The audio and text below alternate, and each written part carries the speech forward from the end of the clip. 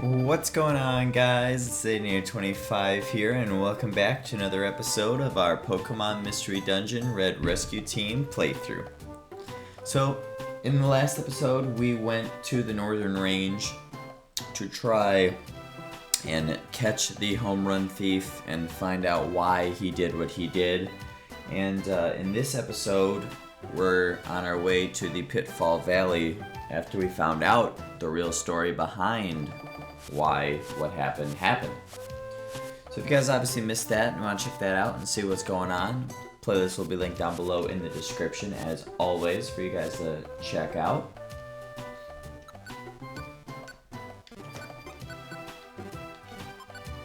Okay, I don't want that. I kind of don't know if I want this one either.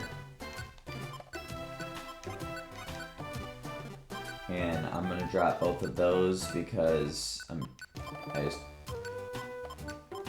one can't do one and the other one I don't want to do, and then we'll just grab that short, and then we'll go make sure the bag's all taken care of, which I think it should be. It's actually not. I think it should be, it just isn't.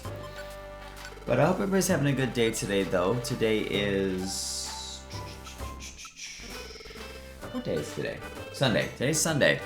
That's so bad. I don't even know what freaking day of the week it is. But today's Sunday, so I hope everybody's having a good, a good week or weekend. I know tomorrow's Monday, and that's just never fun for anybody, but, I hope everybody has a nice, relaxing Sunday.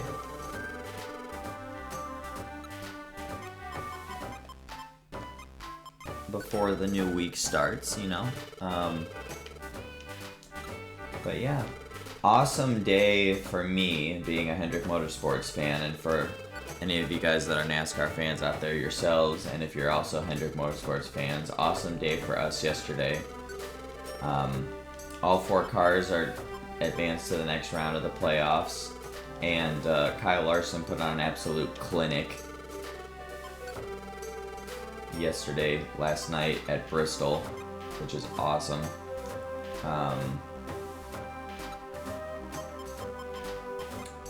And we, as an organization, led all but 4 laps, so that's also really awesome. So that's pretty good. Obviously, all the points got reset now because Bristol was the elimination race for the first elimination race of the playoffs, so the field got cut from 12 down to 16. I so said that backwards, oh my goodness. They went from 16 down to 12. English is so hard. Also, we're going to scoop Magnemite back up again because we're going to be dealing with flying types again.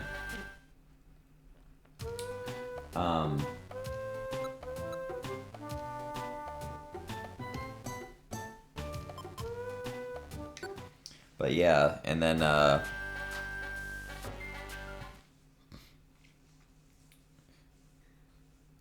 so yeah, with the points getting reset, it is kind of stressful because, Bowman's back now below the cut line, 7 points out, and Chase and Byron are only, like a dozen points above at the moment. Larson's pretty solid, especially because he swept the stages and won yesterday, so he's got 7 more points. So he's like almost got 40, so he's like 39 points above the cut line, so that's pretty comfy, of course. But, with Talladega, Talladega exists in this round, so that's always stressful.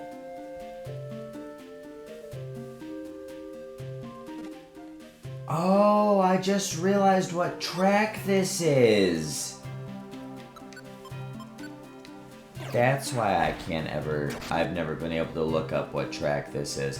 I really love the track in this dungeon, guys, and I just now realized that it was Mount Blaze Summit.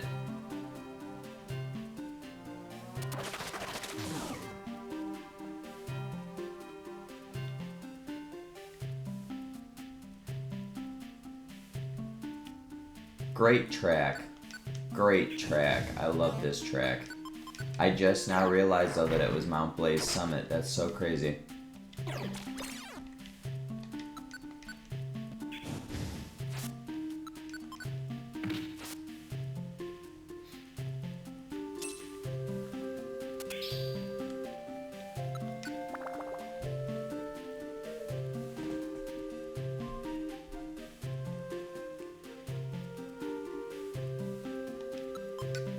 Yeah, I didn't realize that I was so far, like, out of max elixirs until I went into the storage and saw I didn't have any, so I'm definitely gonna scoop that max elixir up, for sure.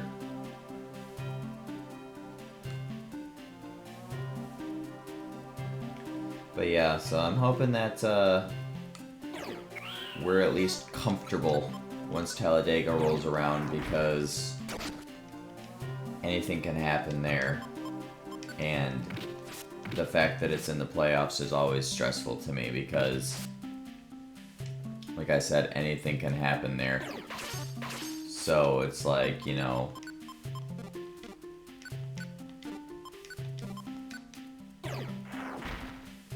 I really would prefer us to be in a position to where no matter what happens at Talladega, it's not going to kill our chances of it moving on to the round of 8.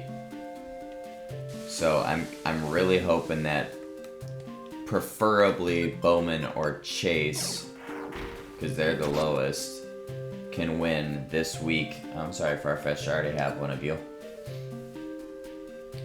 Can win this upcoming race at Kansas.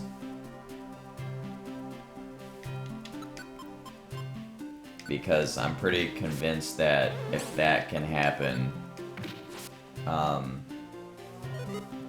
because obviously they'll be locked in no matter what happens at that point, because if you win, you advance. So it won't matter what happens at Talladega, and I'm also pretty convinced that Larson will probably be able to get enough points to where no matter what happens to him at Talladega, he'll be fine.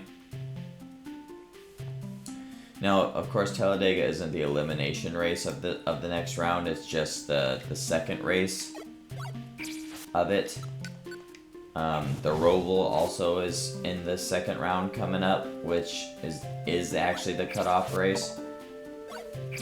Which that's also anything can happen because it's, you know, it's a road course that's based off of an oval, and honestly, those road courses are even more sketchy than regular road courses are, if you want my honest opinion on them. So, like, and wild shit has happened at the Roval the past handful of seasons. But I think it'll be, you know, it's a pretty decent track for us. Like, we've done pretty good there in the past. So I'm not overly worried about it as far as points are concerned.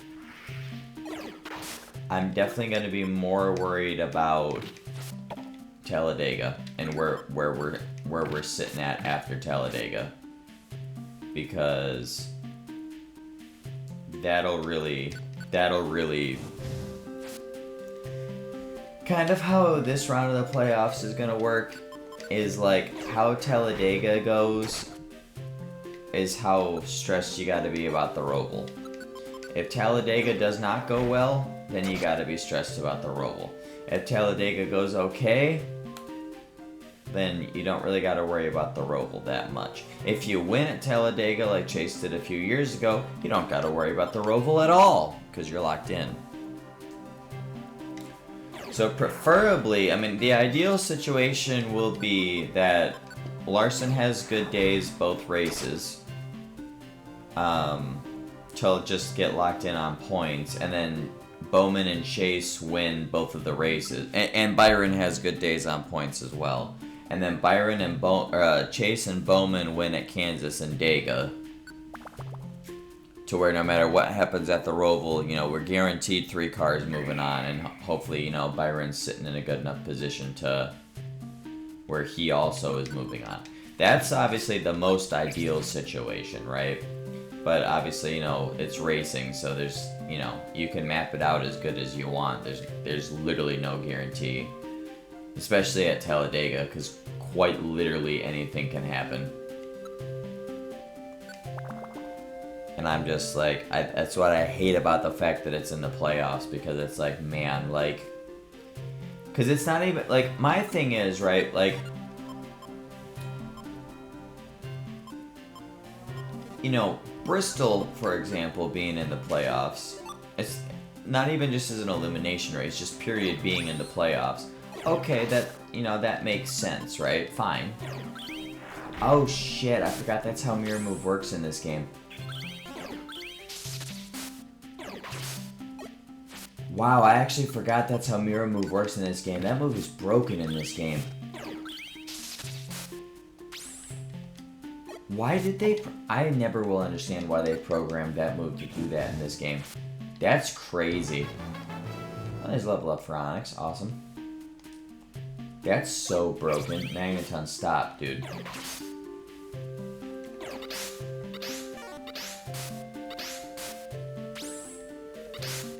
Wow, I'm getting fondled by a Spearow. That's so crazy. Hey, you better fucking join my damn team after wrecking me like that, bro. Jesus. I don't know if you get XP for that, but if a Pokemon gets knocked out from you using Mirror Move on it, but I'm about to keep it activated just in case. I'll deactivate it if it doesn't. It's ready to evolve too, which is kind of nice. But, you know, like, anyway, like I was saying, like, and honestly, to be fair, anything can happen at Bristol, too. But, you know, at least that's an actual race. Like, you actually have to drive it, you know, you actually have to determine if you're going to try to make a pass on the high line, the low line, what line your car is working best at, etc., etc., etc. You actually have to figure out how to drive it. Talladega is just you drive in a straight line with a bunch of people until you get enough of a run to possibly try to advance, like, make it, you know, to pass and hope that people go with you. And if they don't, you end up getting shipped to the back. And, like, that's it. That's literally all it is. You know, it's a plate track, right? So it's like, it's not real racing. But the fact that they're racing in such tight-knit groups because of the fact that it's pack racing on the plate tracks, if a wreck happens, there's a good, you know, at least 10 plus cars are getting taken out in every wreck. You know what I mean? And with that having playoff implications, it's like, that really sucks. You know, if you get taken out in a wreck and then your playoffs are done, because it puts you in a, oh, I have to go out and win it at the Roval next week to move on. Just because I got wrecked at Talladega because somebody else got spun out because we're all racing an inch apart from each other. You know what I mean? Like, when you put it in context like that, it's stupid to me that Talladega's in the playoffs. And it might just be because, like, I am such a big fan of my guys and I want my guys to win because they're my guys. And I mean, of course, you know, every sports fan's like that. Because, like, I guess from, like, a race fan objective standpoint, Talladega being in the playoffs is great just purely because of the whole anything can happen factor. But, and I'll be honest, like, me personally, like, plate racing isn't entertaining to me. Like, there have been a couple races at Daytona and Talladega the past couple years that I actually was kind of into, that were kind of entertaining.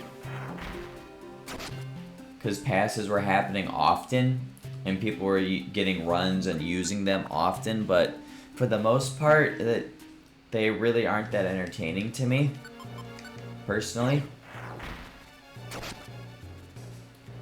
And it's like, I don't get what everybody's fascinations with them are, because, you know, like, the broadcast guys are always going on about how the racing's great, and, you know, other fans do also, and it's like, I just don't see it. I mean, granted, you know, I'm happy when my guys win, don't get me wrong, but, like, of course I would be, right? But it's like, you know, and the other thing about that type of racing is quite literally anybody can win. Like, which is another reason I don't like it being in the playoffs, because you could have a team that's, you know, well, I mean, you know, no offense to Harrison Burton or anything, but he was last in the point standings going into Daytona. and he won, and then that put him in the playoffs. Which, you know, for everybody that was right at the cut line and way further ahead of him on points, to lose a chance on the playoffs because of that sucks. But think about it even worse. You're in the playoffs, and some driver that not only didn't make the playoffs, but is like, you know, 20th, 30th in regular points, wins at Talladega in the playoffs, and takes a good shot of you making it to the next round because you didn't get the chance to win. You know, and you know, only 8 cars can get in on points, so you can't always just say, oh, we'll just run better so you get better points. Well, you know, if the 9th place car, points wise, ran easily enough to be right up there with the top 8, but because one of the top 8 got a win and they finished second to a guy not in the playoffs at Talladega, they're not able to advance because, you know, they had just a little bit less points than the 8th place car, for example. That kind of sucks. Whereas, you know, if that would have been, I mean, granted, that same thing could happen at a regular race as well, and I'm not saying that, but at least, you know, if that happens at a regular race, it's like, okay, well, you know, we just didn't have the car to win today. You know what I mean? Like, you know, we did this, we did that, but we just, at the end of the day, we just weren't there. But at Talladega, it's like, oh, well, you know, this happened. We just weren't there at the end or whatever. That's so crazy. I don't think I've ever seen that happen before. That was so convenient that it just happened to have a frickin' cherry berry too. That's kind of funny. But yeah, I don't know, guys. But I am, regardless, so I'm glad that all 4 of my guys are going on in the next round. And I mean, we dominated the whole weekend, and which was also awesome to see. Like, I love weekends like that. Like, we had all 4 cars in the top 10 in practice. We had all 4 cars qualify in the top 10, and we qualified 1, 2, 3. I mean, you know, and then Bowman led the first, I think, 34 laps of the shit. Why would you do that, Magneton? Bowman led the first, like, 34 laps of the race. Larson took over, and then I think probably the only time that we led all, like I said earlier, we led all but 4 laps in the race. And I'm pretty sure pit cycles were the only times that they weren't in the lead. But it was only for 4 laps, so, like, I mean, really, realistically, who even cares, right?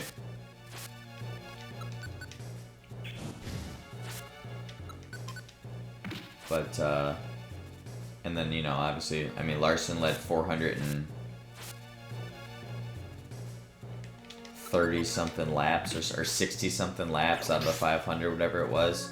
Yeah, 362 laps is what he led. I mean, he put on an absolute clinic last night. It was amazing.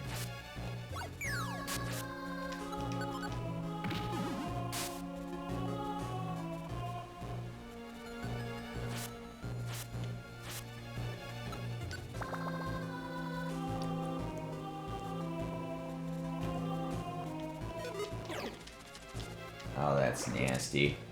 How are you gonna poison me, bruh? And then I'm gonna miss tackle.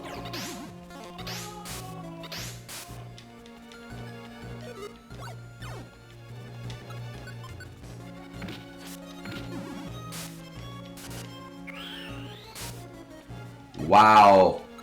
That right there goes to show you that the level matters. Because that's a quad resisted move right there, and it just did 45 damage. And what's my defense? 48? Yeah, that's nothing to shake a stick at, 48 defense.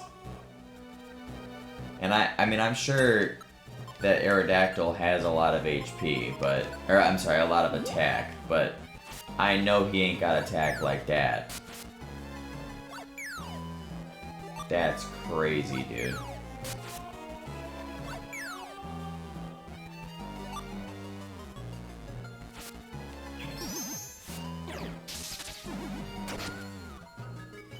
Yeah, okay, I'm gonna go down to poison, whatever. That's fine. I'm mad I just wasted that friggin' max elixir, though. I forgot that I was poisoned. I'm kind of mad at myself for that now, because I so wasted it. I should have just let myself get knocked out from the poison and use the reviver seed. That's really annoying. Whatever.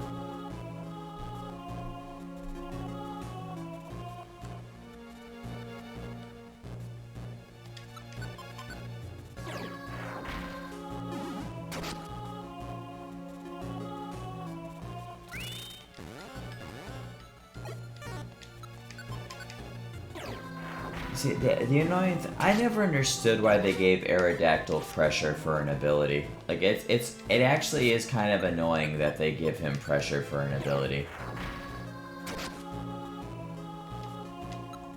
You know what I mean? Like, I don't understand why pressure was, unless it's just because they couldn't think of anything else to give him. You know what I mean? Like, I don't know if that's the reason they just couldn't think of anything else to give him, but, like, I personally don't see why pressure had to be his ability. Because, I mean, like, what? It was shell armor for both of the other two fossils, right? And Swift Swim were their abilities. Like, obviously you can't give Aerodactyl those, because he's not a water type, but... like, I just personally don't quite understand why pressure was the choice for Aerodactyl's ability, but I mean, it's not super annoying necessarily in the mainline games, but in Mystery Dungeon it's annoying as crap. Because, you know, you see, you know, in the main games, it's like, okay, this trainer's got an Aerodactyl, like Lance, for example. Okay, he's got an Aerodactyl, bing, bang, boom, knock out his Aerodactyl, don't gotta worry about it. But in Mystery Dungeon, it's like, oh, I could run into, like, 5 or 6 Aerodactyls on a floor, on just one floor. And, you know, they spawn probably 3 to 4 floors in the dungeon, right? If not more. So, you know what I mean? Like, but you run into, like, you know, you run into enough, you know, 3 or 4 Aerodactyls on a floor, and you're, like, out of PP for one move, guaranteed. If not more.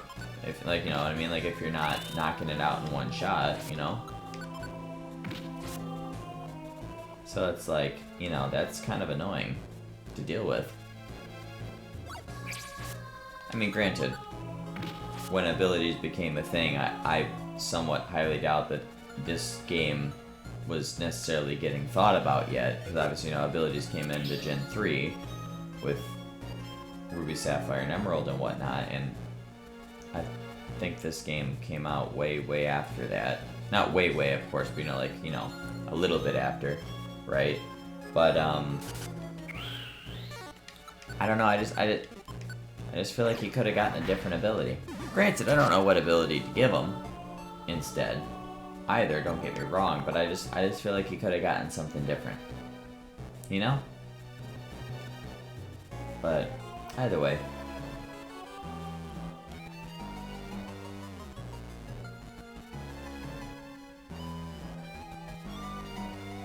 At least it's providing a slight challenge, though, compared to... Why would you do that?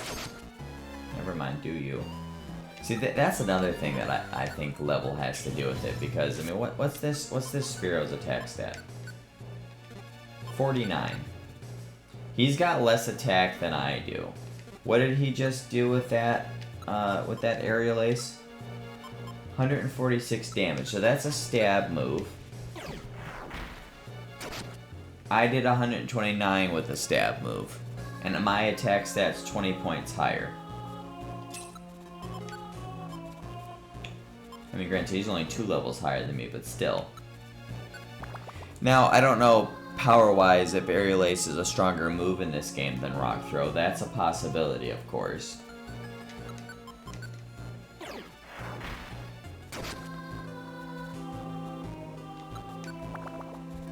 But that is very, very interesting to me that that's how the mechanics for this game works. Oh no. I can make magnets on my leader, right? Oh, thank God. That's a nice thing about the post-game dungeons in Mystery Dungeon, is if something stupid like that happens, you can just switch your leader to one of your other team members, and then, you know, you don't gotta worry about messing with tactics or anything annoying like that. Because otherwise, you know, I'd have to sit there and I'd have to make the tactics set to wait there for both of them, and then I'd have to try to make my way to them, and then, like, oh my goodness. So annoying with the warp traps. But it is nice when you are able to switch your team leader, because then you can just do that and let the Pokemon that's on their own just be on their own, because especially when you're right by the stairs, because then you can just run up the stairs and you're good to go.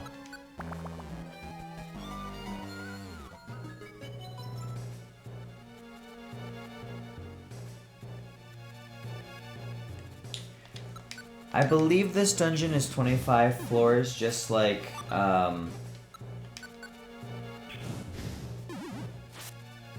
the other one, which I'm blanking on the name of. That was resisted and it did 61 damage. Yeah, level absolutely matters. That's so crazy.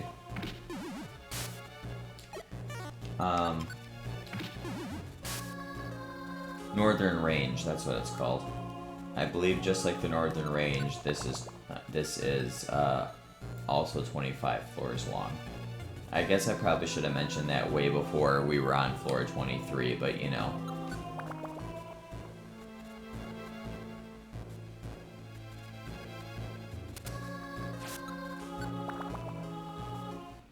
Yes, there we are.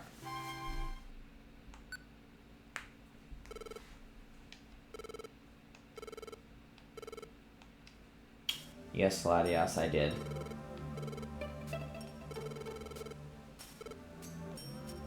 Yeah, you don't gotta walk. We'll teleport. Onyx is like, man, this is the second time I've been floating like this. And now we get a touching moment here. I like their sprites, like when they move to do that. That's that's a really, really awesome looking sprite. Oh. Brother and sister are reunited again. Such a touching moment. That sounded so sarcastic. Oh my goodness, that was not meant to sound that sarcastic.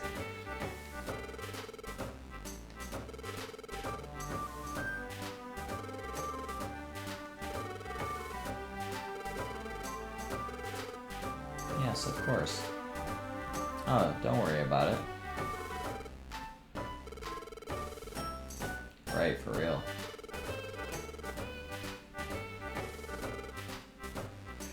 I'm not even saying this to be funny, okay? But, like, how are there so many, like, Pokemon with no money in this world? Like, I wish I could live in the Pokemon world to where I could survive without money. You know what I mean? Like, and live without money.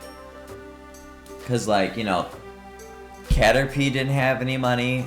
And it wasn't like, oh, let me go talk to my mom to repay you for rescuing, you know, Metapod. I mean, granted, we wouldn't have taken money from children anyway, but, you know, just as an example, like, because that to me shows that the family doesn't really got money if the kid doesn't have any, unless he's like a little kid that doesn't need to have money on him, but that's neither here nor there. The Wynot and Wobbuffet brothers are friends, or whatever they are, they didn't have money. Legendary Pokemon don't have money. Like, why does nobody have money? You know? Oh, wow.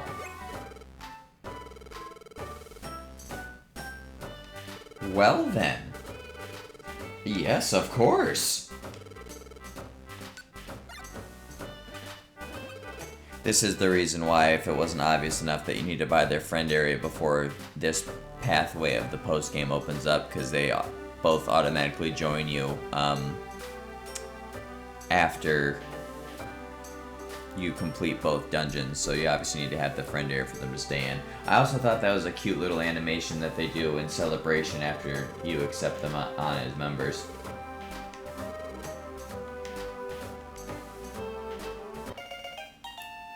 Awesome. No, I don't want to nickname either of them. Well, that's great.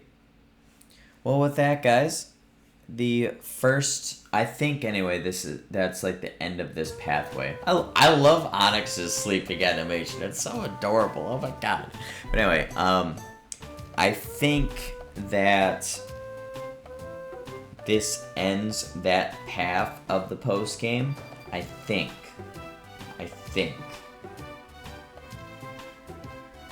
Yes.